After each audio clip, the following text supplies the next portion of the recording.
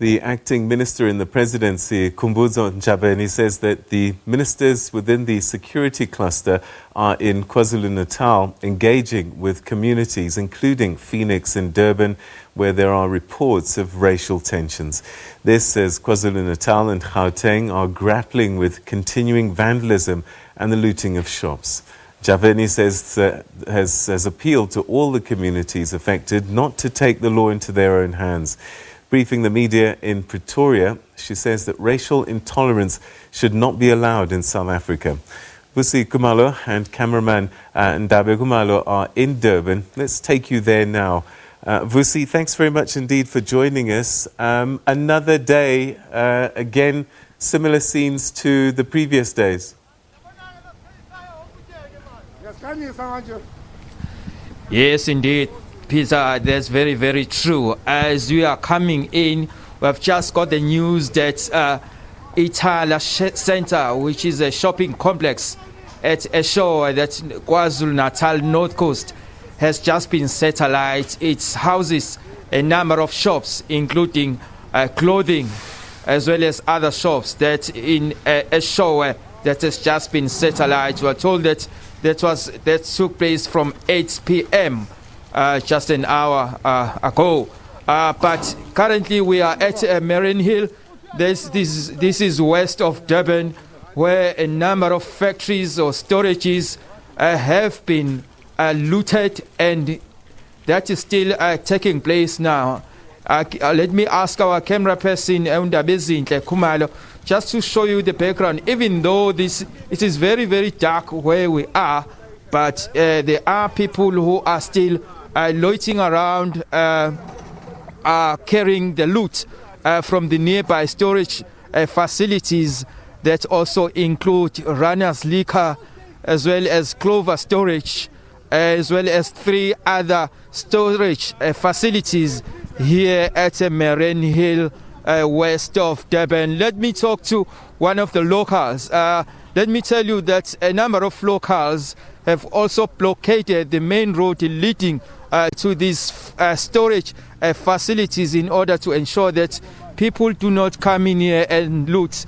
And there are also complaints from the locals who are saying that what they are doing here is robbing them of employment, because they've looted everything from these storage facilities, and the number of people who will lose their jobs.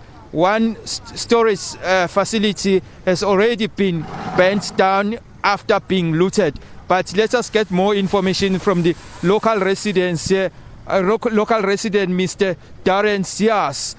If you can just tell us about the impacts, the job losses that will already be suffered after being looted, the shops, 3 facilities being looted here. Okay. Good evening, everyone. So yes, we have our main packaging company, which is MCO, which was previously known as NAMPAC. A number of our residents have worked for this company, and unfortunately they are now without jobs. Also Clover facility, obviously the guys are busy looting there right now. We're not sure if they're going to set to the lights or not. Hopefully they don't. 3 Core Electrical as well. Quite a number of our residents work there as well. And obviously the guys have looted there and also burnt that place down. So yes, we're going to have a high number of unemployed residents, but hopefully things can get better. But yes, right now we are trying to just prevent these guys from coming in. Obviously we are a small community, so it's a bit difficult to keep the looters out, but we are trying to keep the number of people coming in limited. So we also had an incident that just occurred about half an hour ago. We had a SANDF employee who was off duty. He came here with his vehicle. He was drunk. He pulled out his gun for us when he didn't want to let us. We didn't want to let him go past. So I think, the guys who are obviously supposed to be looking after us are also coming here and looting as well. So yes, we aren't armed at the moment, so that was a bit unfortunate for us. We had to let him through. Are you getting any assistance from the law enforcement agencies such as police and also military? Yes, throughout the day, SAP has been patrolling, so we do appreciate that. But now in the evening, there's hardly any SAPs coming past, and when they do come past, they're not really doing anything. They're just coming, driving past, and that's it. We are trying our best to keep the people out with our blockages that we've set up in the road. You were telling me earlier that the looters are actually not from this area. Yes, majority of the people are not from this area. They're coming from surrounding areas. Some people that I've questioned are coming from Inanda, Kwamashu, Amlazi. Some people even from PMB. I'm not sure if they're afraid because there's a shortage of food, so people are coming to stock up food for their families. We're not really sure, but if people are just opportunists that are coming here just to maybe take food and then sell it to other people at a higher price. We're not really sure. I can see that you've blockaded the road, but people are still passing through. It seems as if we are not winning here. Yes, most definitely. I think some people that we are letting through are producing work permits. Some people are essential workers like nurses. Some policemen are off duty or clocking out. Obviously, we are letting them through. Then some people also stay in the area that's not so far from, which is called Nazareth. So we also have to let those residents through. But we are also checking vehicles, if there are any loots in the vehicles or when people are coming back from those areas. So yes, we are trying to limit the amount of looting that's happening. Thank you. Okay, thanks. That's one of the concerned residents here at Marine Hill, west of Durban, saying that they are trying their best in order to prevent cars passing through so that they can loot at these nearby storage facilities, 4 of them including Clover as well as Runners Liquor, with a number of people passing through with liquor, some of them as pedestrians, and many of them are even struggling to carry the loot to their places. Well, even though it is very, very cold, they've braved the cold weather in order to be here, coming with their big vehicles, including SUVs, as well as the bakkies that are here, that are being used to load the vehicles. As you can perhaps hear the scuffle, these local communities here are trying their best in order to prevent the cars passing through. They are wanting or demanding to pass through so that they can proceed and then loot. 4 storage or 5 storage facilities have already been looted, and that is still continuing as we speak. And one of them has already been burnt down after completely being looted here at Marine Hill Toll Plaza. Well, that said, Peter, it's back to you.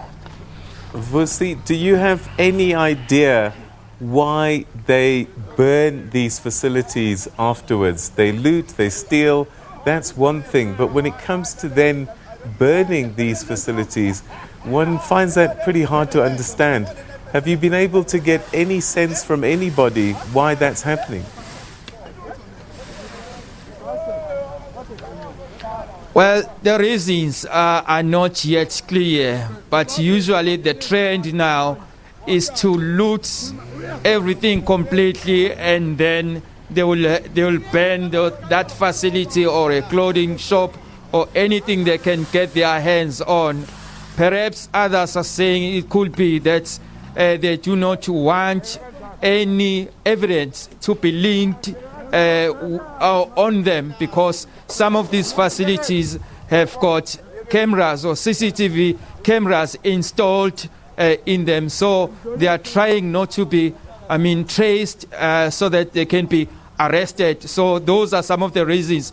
Upon having a discussion or talked with some of the people around here, so they're saying that's why they bent down some of these facilities, and in some instances a potential place to be looted.